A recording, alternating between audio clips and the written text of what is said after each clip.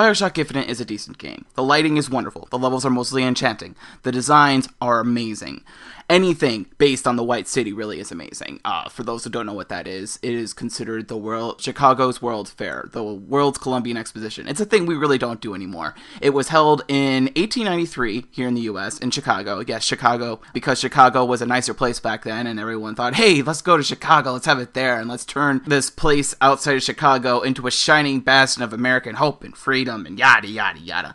It was a city of pure light. It was a city of wonderment. People would go there thinking it was the most incredible thing of their entire existence. You had people leaving their homes, a lot of them women, for the first time in their lives, far away from family, didn't even see family, and would just spend a week inside the World's Fair. And just like the World's Fair, Bioshock Infinite is showing also the madness that existed. We see that madness everywhere. We see the madness in how the people are suddenly, like, you know, all nice and peaceful, and then one moment, like, if you bump them the wrong way, they turn psychotic.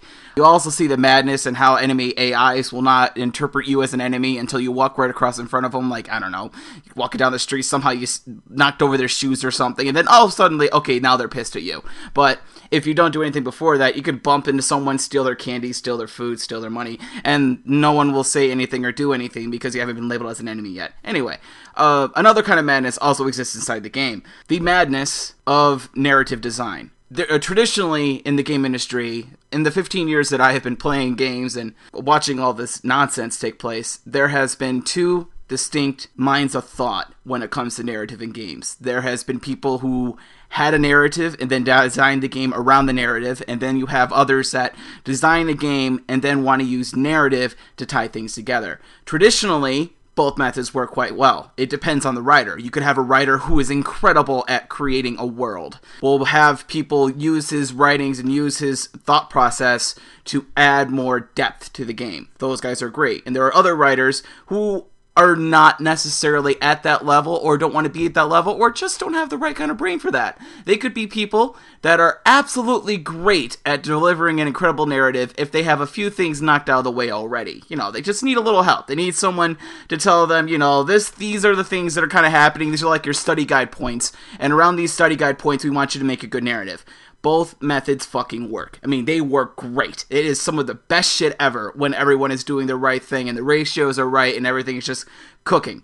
But unfortunately, with this second method, the game industry decides to use the narrative as kind of like a stitching. They will have these levels done. They'll have the levels everywhere, and they need something that's going to stitch them together. So you have the amazing, incredible beach level that's leading right to a trap. So you need to do some kind of narrative trick to tie everything together. If you have enough time dedicated to the story and you have enough time dedicated to the level, then you can probably eventually make it work. But the game industry doesn't want to give everyone the fair share amount of time. Every single fucking year, you will see at least one game writer talk about how a video game has been in production for 3 years, and they've been brought in to do the writing. Unfortunately, they weren't allowed to be in any of the meetings for the game. They weren't allowed to be in the level design, in the meetings for the design in the game.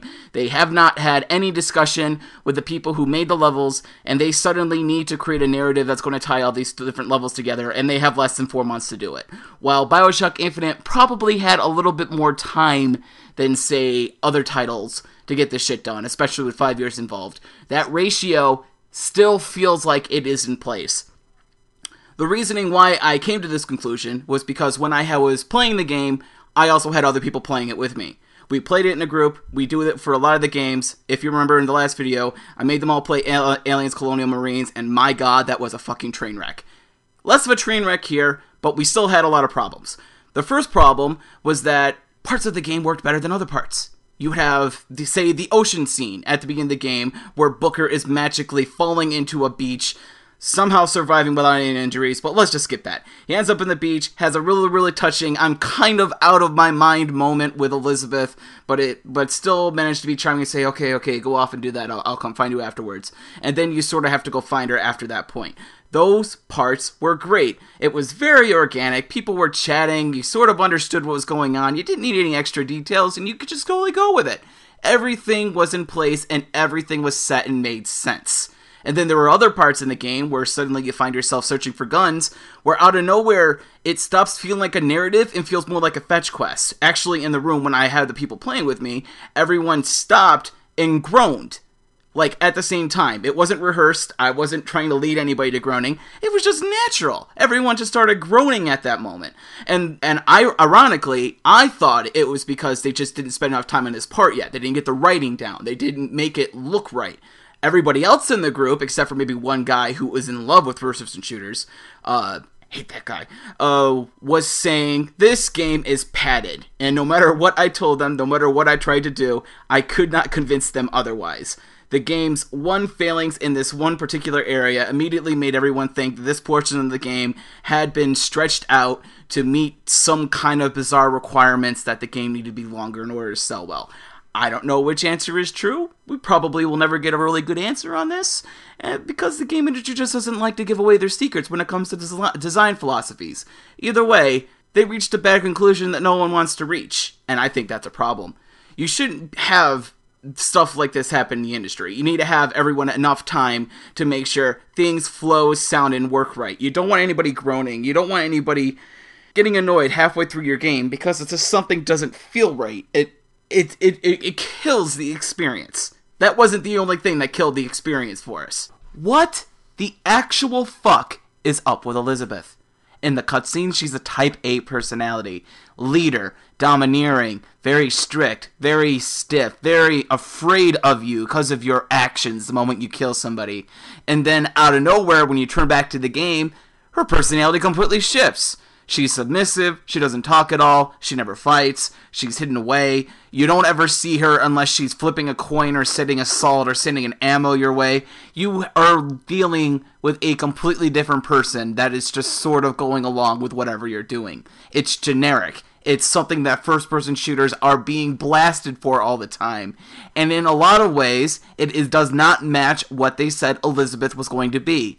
They said Elizabeth was going to be a character. She was going to be a role. She was going to be as important as Booker. And when she's in a cutscene, she's more important than Booker, just because of the scary, crazy shit that she is able to do. But the moment those cutscenes are over, that Elizabeth is gone, and will return to something that can only be described as a fucking game mechanic. That is not a lead character. A lead character would be the princess in the Prince of Persia reboot. A character who is very much as important as the main character, because if she's not helping you, then you don't have any chance of winning. A character who, in the design choices of that game, was her own button. She had her own soul. She had her own way of communicating with her fellow lead role in the game. They had their own little thing together. They had their own chemistry. They had their own memories of what has happened to them in the game, before the game, and in the future. What they want to do, what they want to believe in, who they are. Everything in the game suggested that those two were their own persons. We didn't know all the details about them. We didn't know every single moment of their lives. But when you left that game, you couldn't help but wonder, how exactly are those two going to get along now? You start out the game with just a dude in the desert with a donkey with a large treasure. He loses his donkey, falls into a weird set of coincidences, kind of finds himself landing into something that you might see in an Arabian Nights tale. A man walking through the desert who has absolutely no right to call himself of anything worth of importance, and yet to the person right next to them, he might as well be the most important fucking person on the planet. They talk, they communicate, they decide to help each other. Their battle system was incredibly organic in a lot of ways, very, very sexy. And it did a lot of things that very little people have actually given them credit for. In a lot of ways, Prince of Persia was better than Bioshock Infinite. It made more sense. When you left the game, you had a sense of longing. With Bioshock Infinite, I really didn't have much longing. Most of the people that were playing with me fell asleep about halfway through the game. Literally, we fell asleep. Gunshots and grenades woke us up. It's not a good situation to be in. There's a huge difference between Bioshock 1 and 2. Bioshock 1 was very, very heavy in design, very, very heavy into itself, and it explained itself, and everything made sense. You had moral questions everywhere. Is this thing I'm going to do have an effect in the future? Is there going to be a butterfly effect? And in Bioshock Infinite, there's no butterfly effect. In cutscenes, Elizabeth looks like she's struggling with her abilities, struggling to control the rifts, struggling to do everything that she needs to do, but in the fucking game, she can control everything with a snap. She can lockpick like there's no tomorrow, or suddenly find herself having a very difficult time lockpicking if the conversation is a little longer than normal, and she has the ability to do these incredible things within an instant.